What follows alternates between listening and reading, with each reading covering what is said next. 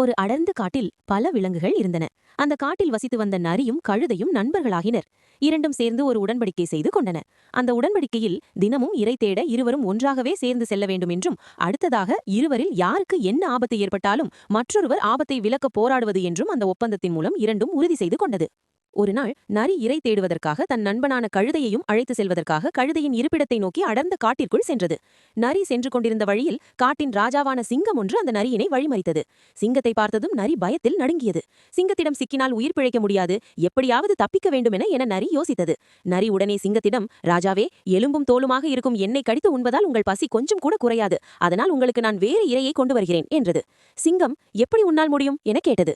என்னுடைய நண்பனான கழுதை ஒன்று இருக்கிறது. 2-3 நாட்களுக்கு உங்கள் உணவுக்கு அந்த கழுதை போதுமானதாக இருக்கும் என்றும், சிரமமில்லாமல் நீங்கள் அதை பிடித்துக் கொள்வதற்கு நான் உங்களுக்கு உதவியாக இருப்பேன் என்றும் அந்த நரி கூறியது.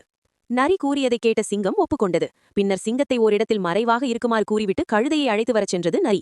கழுதையின் இருப்பிடத்திற்கு வந்த நரி கழுதையிடம், நண்பனே, இரை தேட செல்லலாமா என கேட்டது.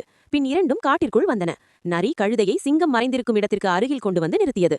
சிங்கம் வேகமாக கழுதையின் மீது பாய்ந்து அதை கொன்றது. உடனே நரியின் மீதும் பாய்ந்து அதையும் பிடித்துக் கொண்டது.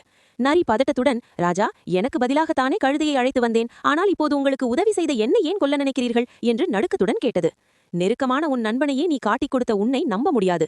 இதேபோல் மற்றொரு நாள் நீ உயிர் பிழைப்பதற்காக என்னை விட பலம் வாய்ந்த வேறு விலங்கிடம் என்னை காட்டிக் கொடுக்க மாட்டாய் என்பதில் என்ன உறுதி இருக்கிறது?